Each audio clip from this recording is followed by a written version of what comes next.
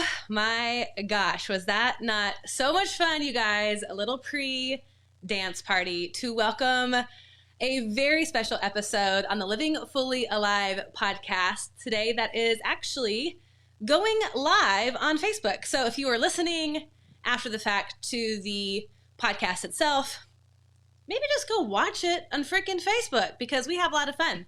I have my dad on the show with me today.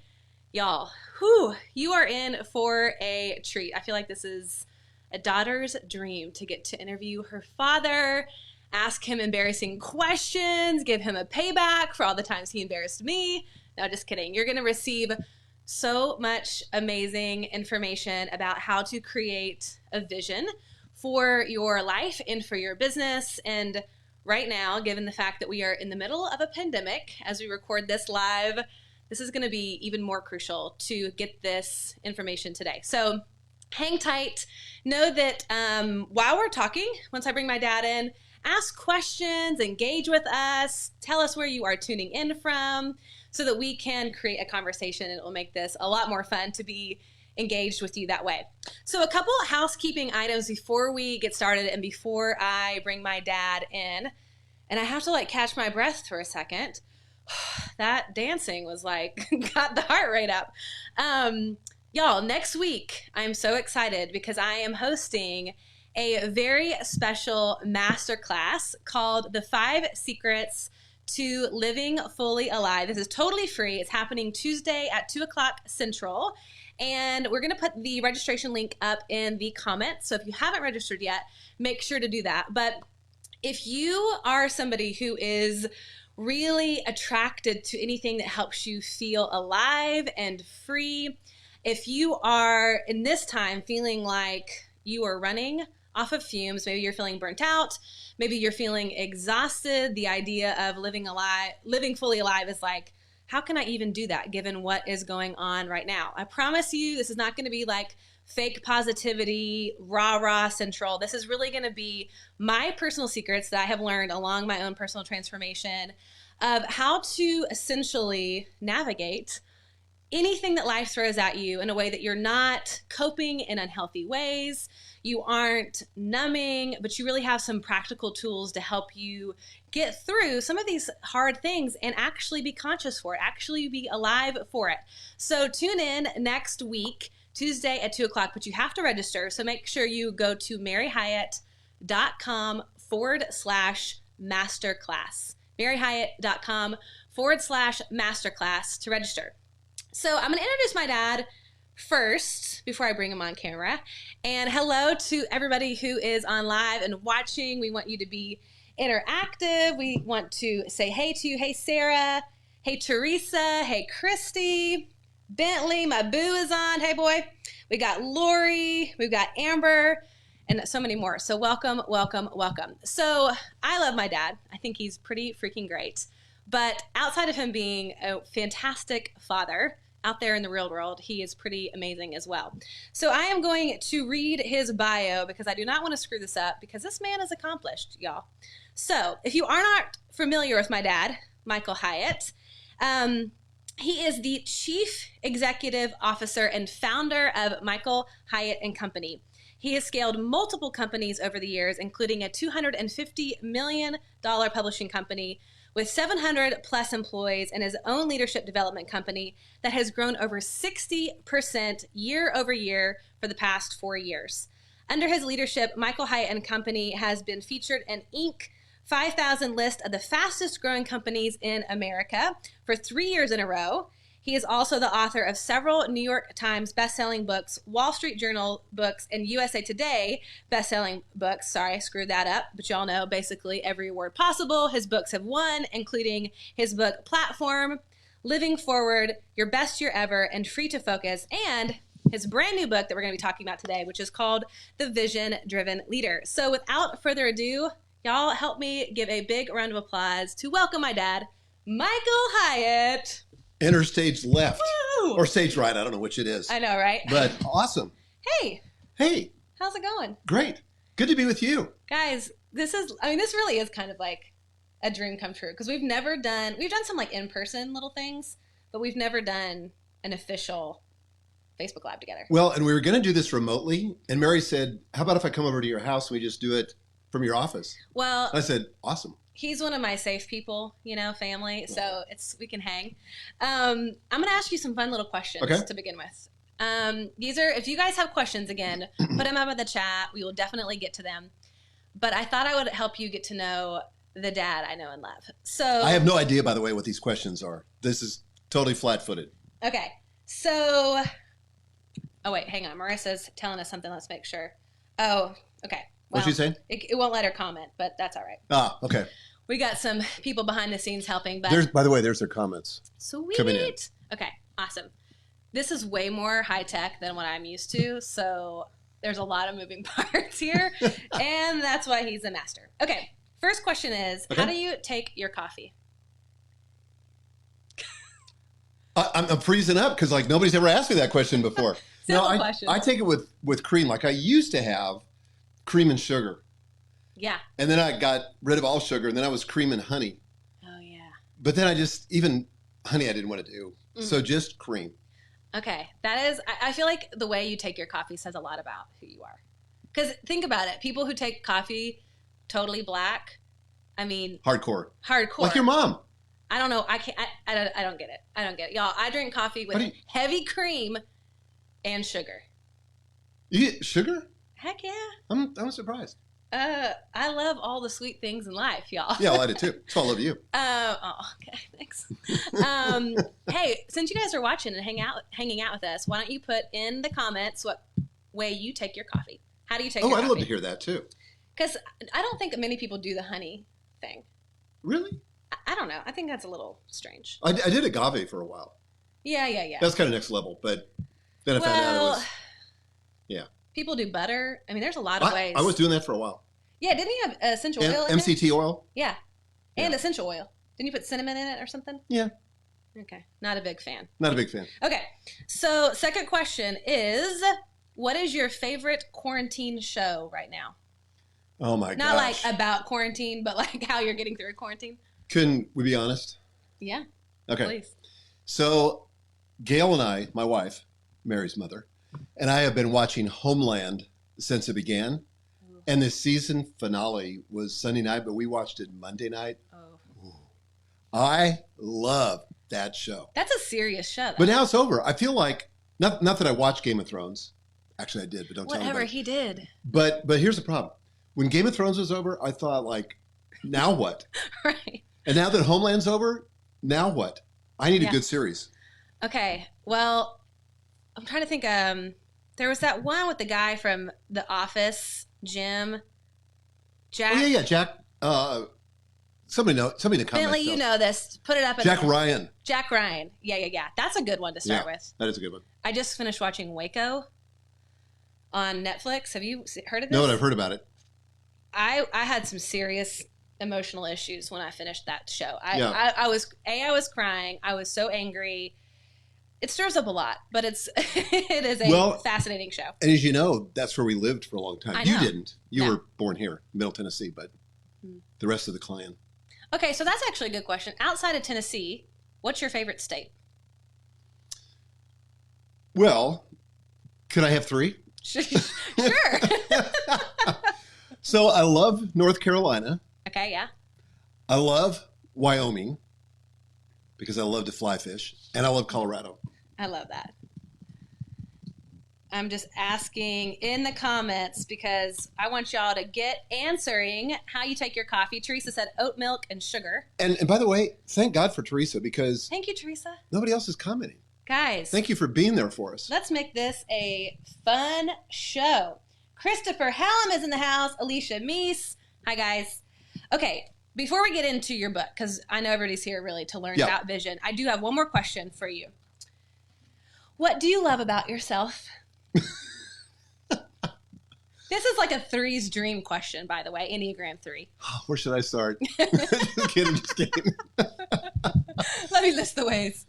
What do I love about it? That's a really hard question. It doesn't have to. Just Can I have 3 things? No, I'm just kidding. Yeah. I think I'm pretty creative. Yeah. Across a lot of different disciplines, whether it's music or graphic arts or writing. Yeah. So that's kind of fun. Marissa was accusing me the other day because I did the graphics for the show this morning. And Marissa said, Dad, I think you're in your distraction zone. But sometimes isn't that fun? Well, I don't think it is my distraction zone. Okay, why? So like in my book, Free to Focus, I describe something called your desire zone, where your passion and your proficiency come together. And when that happens, that's like your true north. Yeah. That's where you make your biggest contribution. So that's where we really want to be operating most of the time. The distraction zone is where you're passionate about something, but you're not that good at it, right? Oh, okay. So like, I think I'm actually pretty good at graphics. You're really good at this. Yeah, so it's not maybe the best and highest use of me in terms of my desire zone, but I think it's a desire zone activity. Yeah. So Marissa, take that. Boom, shakalaka. Okay, let's talk about vision, because that is what we are here. Do you want to show my book? Oh, yeah. Guys. Boom. There it is. By the way, did you know, I think you knew this, it hit the Wall Street Journal bestseller list. Heck yeah. 2 weeks ago. So yeah, so that's kind of exciting. Y'all, this is serious. I mean, first of all, to even get mentioned on one of those lists is a big deal. To get in the top ranking ones, I mean. Can I tell you the truth? Yeah, you paid. You just paid for it. No. I'm just kidding. I don't know how it works. No, you legitimately have to sell books. Okay. Okay, there's no way to cheat. Well, you can cheat the system, but they pretty much blocked that now. But here's the thing. So when this book was to launch, the end of March. Yeah. Like at about March the 15th, our entire country went into a lockdown. Ugh. And so I'm thinking, my new book launches in a week. So I called my publisher and I said, guys, is there any way that we can delay this? And they said, no way. They said, if we do, then Amazon will cancel all the pre-orders and we'll have to start from scratch. And you just can't get the toothpaste back in the tube. Right. Okay. So I said, okay. So then I asked myself a very important question. And this is, by the way, if you're a business owner or if you're doing anything businessy, this is a question to ask yourself. Why is your product or your service more relevant today than it was even before the pandemic? And that may not be obvious when you ask yourself that question. Like that's an inquisitive question to start your mind thinking of options of what could it be? Because the default is maybe your mind goes to this. It just says, ugh. Why does this always happen to me? Why do I publish my book? I have the worst possible timing. Well, your brain will furnish an answer to that. So I asked myself the question, why is this the best possible time for this book? Yes. So I'm thinking to myself, there has never been a more important time for vision than today. Yeah. Because people are so anxious, so fearful, so focused on the now that thinking about their vision and what's going to get them through this is critically important. So I kind of reframed it for me. Well, and I'm just kind of going back and forth in the comments. If you agree with this, that now is like, it's so much more important to have this idea of vision, type in a number 1 in the comments. You don't have to say anything else. Just type in a number 1. That makes us know you are hearing us. This is resonating with you. And I know that to be true. And this is kind of where I want to start the conversation, is the fact that at the beginning of the year, everybody has their goals and they're excited. Like I know that 2019 was a really hard year for a lot of people. There's a lot going on. It was just challenging. And I think people were very hopeful about 2020. Like, this is my year. It's my breakout year. I'm going to do all this stuff. And so I feel like at the beginning of the year, it's easy to create a vision, right? So you're kind of looking at what's going to happen in the future. What do I want to happen in the future? You start dreaming. And then COVID. So I'm curious. Pandemic. Yeah, exactly. Like, what do we do now? Do we hang out with that same vision that we created at the beginning of the year? My guess is a lot has shifted, but do we just say, no, I want that to happen, I'm going to stick with it? Do we create a temporary vision just to get us through this hard time? Or do we scrap it all together and write a whole new vision? Yeah. Well, people use vision in a lot of different ways. Yeah. You know, there's a lot of synonyms for it. Sometimes people get it confused with a mission statement. Sometimes people think it's some little brief, cute thing about what you want in the future that you could put on a coffee mug or on your T-shirt or whatever. But I use it a very specific way. Okay. In fact, I talk about, in the book, in The Vision Driven Leader, I talk about having a vision script. Yes. So can I define that? Yes, please. Because I think it'll really provide the foundation for us going forward. So let me throw this up on the screen. So a vision script is a written document. There's something powerful that happens when you write something down. It's 3 to 5 pages in length. It outlines a clear, inspiring, practical, and attractive picture of your organization's future. It describes reality as you see it 3 to 5 years from now.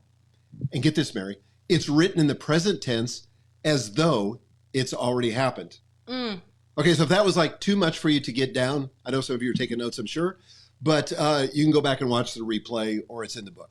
Okay? Well, and I just think that that last part is so important. Writing it as though it were present tense. And I think about this like oftentimes anytime we're wanting something for our future, we're going after feeling a certain way, we're going after success or health or whatever that might be. It's like practicing it now as though it were true today. And why is that piece so important?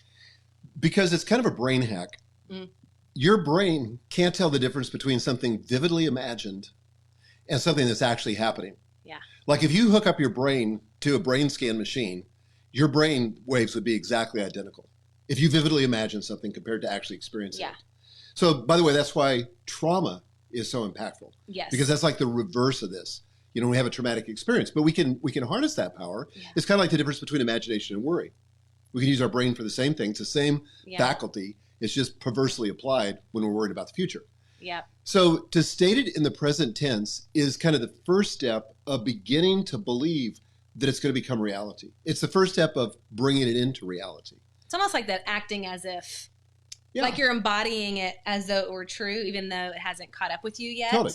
But it is, everything in your subconscious wants to align and come into alignment with what it is that you are seeing or saying or visualizing. It takes that as gospel truth. And so it will rearrange itself to come back into alignment. So it's like the most powerful thing you can do is start seeing it acting as if. Yeah. It's such a gift. Like, just to show you how this can work, and not in vision in the big sense, like a vision for your organization, for your business or whatever. But as you know, I've been having some serious neck problems, right? Yeah. And so I've been seeing a chiropractor, but last night I was in pain and I was laying in bed and I just started visualizing as though it had already happened. Yeah.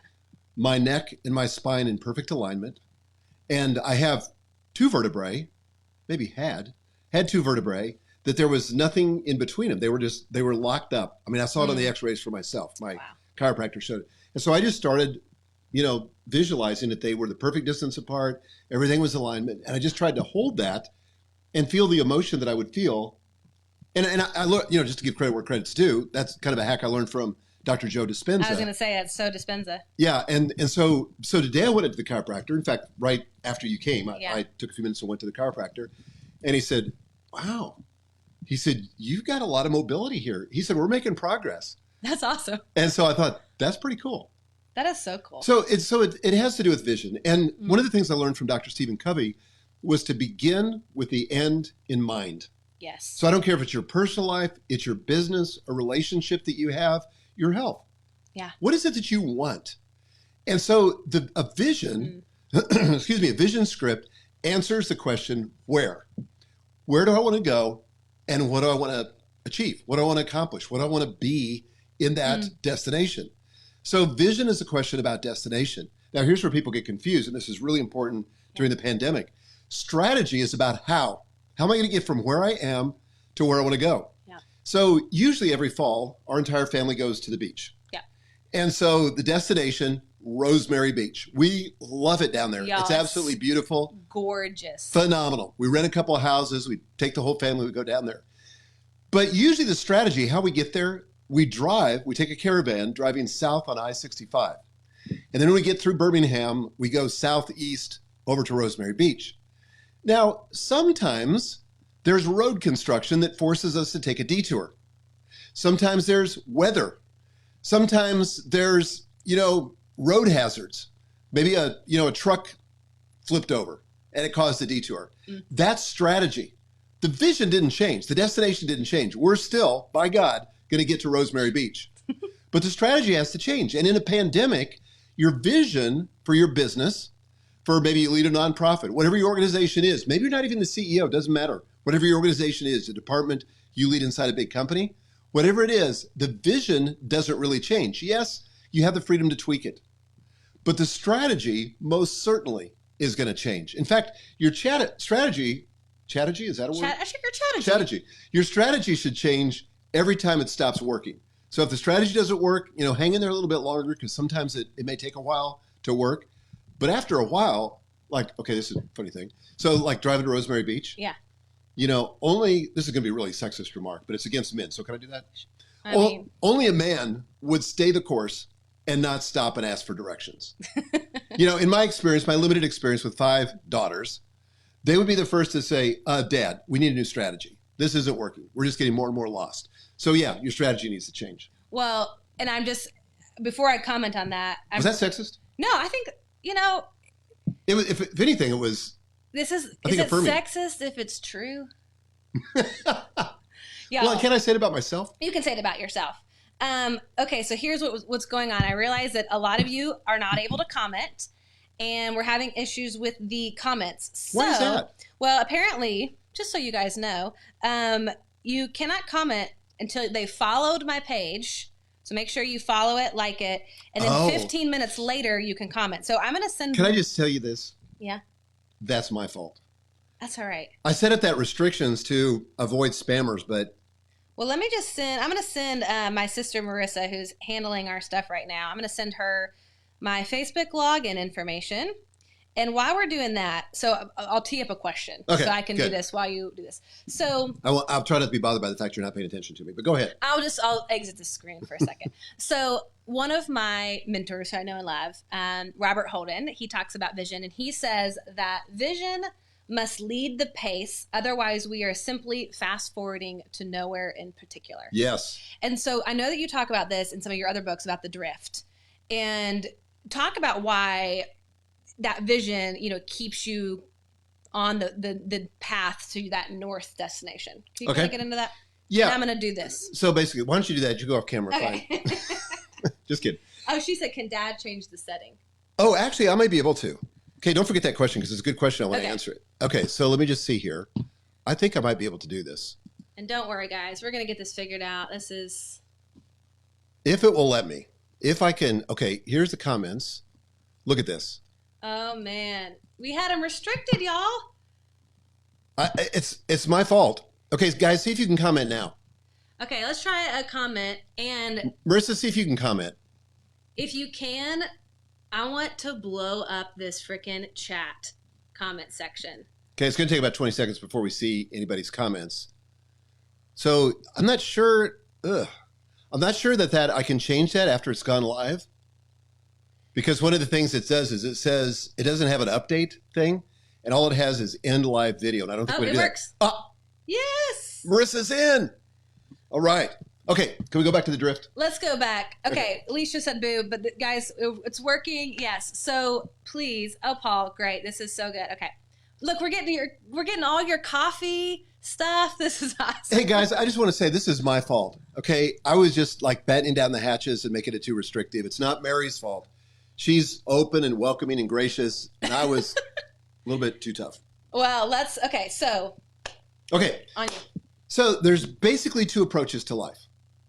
And the first approach, and this is the approach of 95% of the people I know, they're drifting through life. So they're just kind of like what are you trying to do? I'm just trying to comment back. Okay. So basically they're kind of like if you threw a bobber into a current, they're just drifting with the current, right? And that's a problem and here's why. No one ever drifted to a destination they would have chosen. Okay, let me just let that sink in because I feel like that's one of those mic drop moments. I want you to repeat that so I don't butcher it. Okay. No one ever drifted to a destination they would have chosen. Now think about your health. You don't just take your hands off the steering wheel, decide not to exercise or eat nutritious food, and just drift to better health. Yeah. If you're in a relationship, you don't just like coast and drift to a better relationship. Everything important takes vision and effort. Yeah. So if you don't drift, what's the alternative? The alternative is to design your life and your business. So this is why vision is so fundamental, why it's so foundational. Yeah. You've got to get a clear picture of where you're going if you have half a chance of getting there. Yeah. That doesn't mean you're not going to encounter obstacles. This is not the secret. Right. Or the law of attraction, where if I just write the vision, I don't have to do anything else. It's just going to happen. No, it's going to take effort. It's going to take a lot of work. There's a partnership in that. There probably is, but you got to be clear. You got to be clear on the destination first. Well, totally. And I just think about too, like having that intention. Brooke Castillo would say you have to reference your future to create your future. You cannot reference your past or your present. The material for your future is in the future. Now, that is a powerful statement. And when I think about for you as you're explaining how to design this, what happens like to reference your future, to design your future, meaning you've never seen that this is possible before. You don't know if you can do it. You don't know if this is actually going to play out the way you think it's going to play out.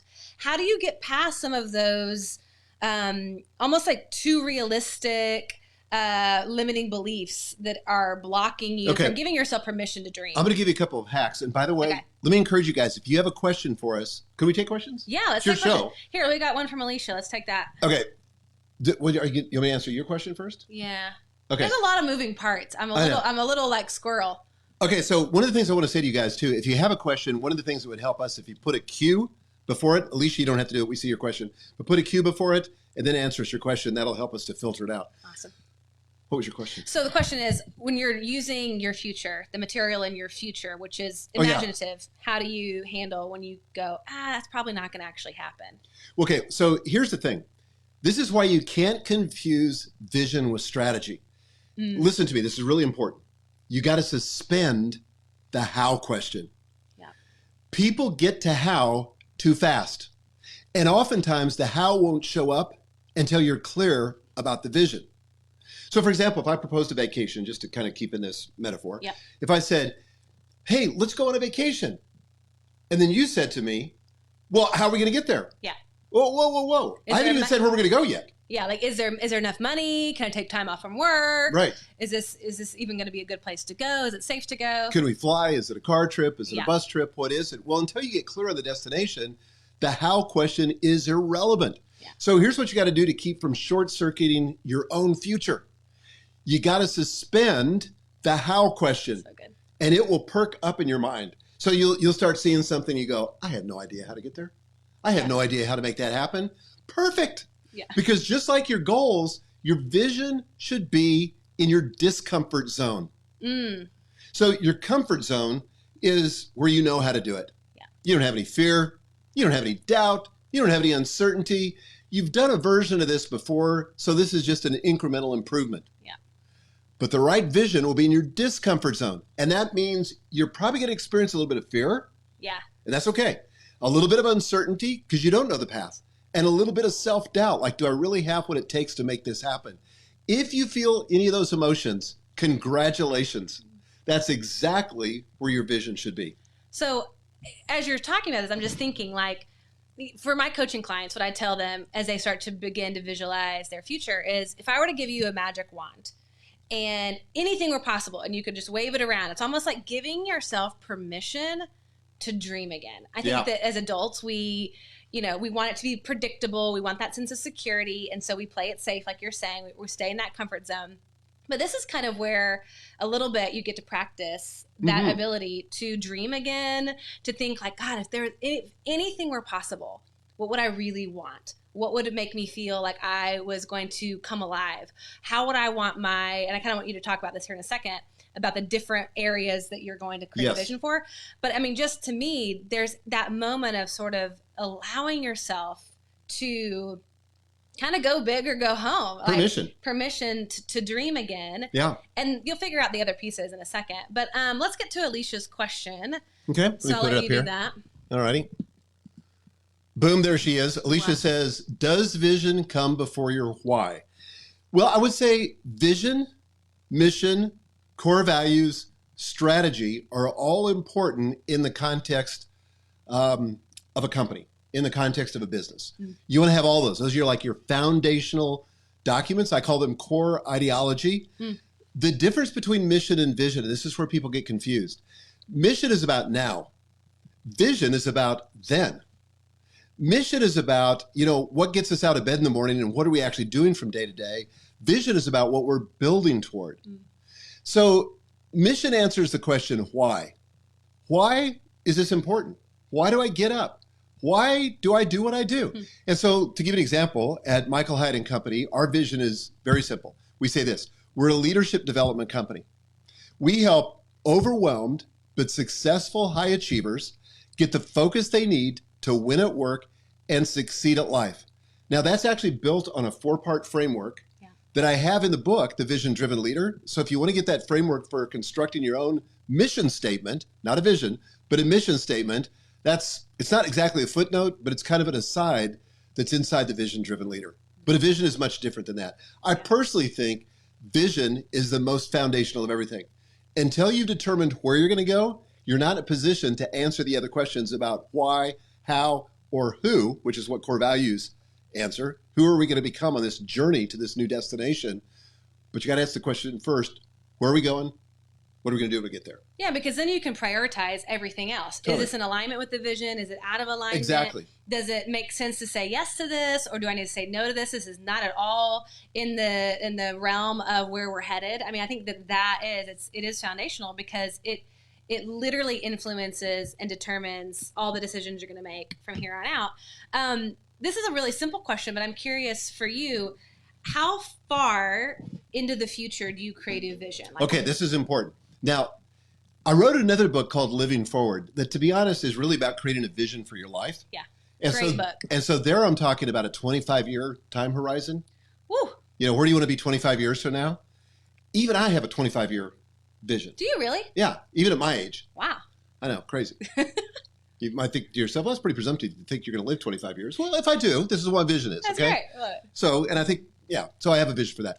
But when it comes to business vision, I'm really talking about 3 to 5 years from now. Okay. Now, longer than that, there's some exceptions, but longer than that for most businesses, there's too much changing for you to have a lot of clarity about that far into the future. If it's shorter than that, it's not really strategic. It's probably tactical. So in our experience, we have about 450 coaching clients, business coaching clients. And for most of them, the 3 to 5 year time horizon is about right. Okay. And I'm curious, like when you're creating this in the future, you've got an idea where you're headed, or I should say, very clear idea of where you're headed. How important is it that there's an emotional response that you as the creator of this vision? How is it important that there's an emotional connection that you have to this vision? Like it stirs you emotionally. It inspires you. It gets like all the juices flowing and you're like, oh, I want to get there. I'm imagining there's got to be an emotional component here. Yeah, there totally is. And I've got an entire chapter on, measuring whether or not it's inspirational enough. Let me tell you what the acid test is. Okay. Does it get you excited? Nice. If it doesn't get you excited, then what are you doing? Are you building a future for somebody else? Right. It's not a future of shoulds. Like I should do this. My company should grow this much. That's right. I should have this many followers. It's like getting in touch with that soul. Intrinsic. Yeah. Yeah, intrinsic. Okay, so I'm not going to make this a Bible lesson, but here we go, guys. Here we go.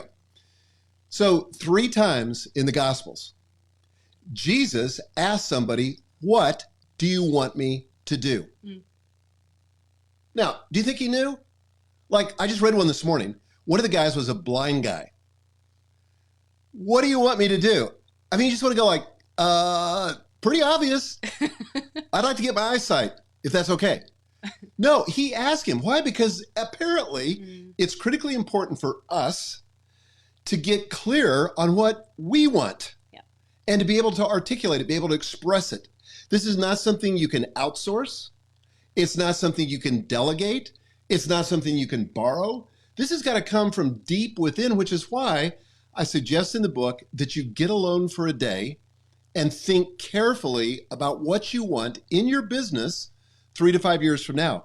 And I do have 4 different categories and a bunch of prompting questions to walk you through this. So you're not just staring at a blank sheet of paper, because that could be intimidating. Well, yeah, it's super overwhelming. And I'm thinking, I would love to know in the comments, how many of you guys are business owners or entrepreneurs? I would love to know, because I know we've got all kinds of different people on today, and I would love to see what that is. And here's a question, too, we got to get to. Yes. Should we try this? Yeah, let's do it. We're going to take a question from Lauren while you guys are answering this. Lauren says, boy, she's awfully young. I'm thinking of having a vision for my company and also a vision from my parents' perspective, almost like what is your vision of your therapist? We're a speech therapy practice. Is this redundant or innovative to involve our clients versus employees in the process as well? I would say try it. I mean, it's like there's no penalty. The vision police are not going to show up and cite you if you do that. I think that might be kind of a fun exercise to do. I should probably talk about how you do this if you're leading an organization. Yeah. So this is something that has to start with you as the leader. And I want to make it clear, you don't have to be the CEO. You don't have to be the executive director. You don't have to be the person that's running the business. I did this first when I was running a division of a very large company, and I did it just for my division. Because here's the thing, if you're a leader, it presupposes what? People are following you. Yeah. But if you don't know where you're going, they really can't follow you, right? So you got to get clear on the destination. So it starts with you, but it doesn't end with you. So you get away for a day, you walk through the prompting questions that I have in the Vision Driven Leader, you come up with the draft, and it is a draft, of your vision script. And then you're going to bring it back to your inner circle. Okay, so here's what you're not. You're not Moses coming down from the mountain with the 10 Commandments. This is not etched in concrete. That's a big, important. It's important. I mean, because I think people think that they just have to communicate this as though it were law. Right. And receive no input and leave no room for questions or even disagreement amongst the team. And you got to have that. Yeah. And here's the other thing. It releases you from the burden of getting it 100% right. All you need to do is to get it about 70% of the way there. In fact, it's more helpful that you've got 30% left undone than if you could take it to 100%. Because you're trying to transfer ownership and you're trying for this to be a collective vision of your organization. So you take your 70%. You come back from your retreat, you're excited about the future, you got to be enthusiastic about it. You got to meet the criteria, clear, inspiring, practical, attractive, view of the future, all that's in the book. Then you come back to your inner circle. Now, if you're a solopreneur, that could be a mastermind. Oh, cool. Okay. Okay. So it could be your investors. It could be just a few friends, but it's got to be people that are for you and not naysayers. You know who I'm talking about, not the naysayers. Okay. So it's got to be people that are for you and for your future. And so here's what you're going to say. You're going to say, hey, I've been thinking about the future. And I wrote some things down. I'm sure I'm missing a lot of stuff. And probably some of the stuff I have isn't stated quite right. Now, this is an important thing. But I really need your help to get it right. And I want to invite you into a conversation. Let me just read it to you. And then I just want you to be as honest as you can be. What do you like? What do you not like? What do you think is missing?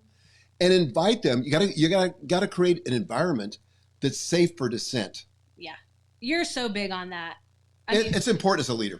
Well, because it really is. I mean, it is that teamwork element this is not just going to impact you as a leader. This impacts the whole entire organization. That's right. Every single person, it's going to filter down and impact. And so there may be things that you cannot see because you are one mind. That's right. And to be able to kind of bring it to the table for discussion. And they have a stake in it too. Yeah. They have a stake in the outcome. So you want to involve them. Now, once you get it clear with let's say it's your executive team. Okay, so this is like the top of the pyramid. You shared it with them. You've had some conversation. There's been some pushback. You've refined it. You've tweaked it. Now maybe it's like 85% there. Okay. Then go down to your next level of leadership. Like in our company, we have another leadership team that's one row or one notch below the executive team. And then once you get it there, it's going to be about 95% of the way. Now it's time to unfurl it to your team. We call that the process of cascading communication. So you want to cascade it down by levels. You don't want to just come down from the mountain, share it with the entire team. I promise you, you will get blowback. You'll be embarrassed. You'll think, this thing doesn't work. Or there's something wrong with my vision. No, you just didn't take it through the process of aligning your team. And that's critical. How often do you communicate this vision to your team? Like if you've got your goals for, let's say, the quarter or for even just for the month, where does vision come in in the communication? Okay. So the missing piece typically is the linkage between vision and execution. Yep. So in most corporations, in America at least, there's this hyper focus on execution. We want to drive execution. But you can't drive execution until you have two things before that. You got to have vision and you got to have alignment. Think of it like a rowboat. So let's say you got a crew out, you got a rowboat. They call that something. I can't remember what it's called. Crewing. Crew, yeah. Yeah. So you're out in a boat, and the guy. What do they call the guy? If you could name this. I am the worst at trivia. Okay, I would never get this. I can't. Let's take it to the chat, Let's take it to the chat, guys. If you know what's so the person who is calling, the beat for the rowers to row, coxswain. That may be it. It may be it. Would have not guessed that one. No, I may be wrong. But at any rate, so that person's got to be clear on the destination. Then he's got to drive alignment so that everybody's rowing together. Otherwise, you get sideways energy and you get a lot of wasted effort, right? Mm-hmm. So you want to have somebody that's driving the alignment, then you can execute. Then, and here's what's cool, with clear vision, with good alignment, it takes a minimum of execution. Like it takes a lot more effort to drive a car that's out of alignment, and it's harder on the car than when it's in alignment. When you've got clarity of vision, when you're aligned, you can achieve more by doing less.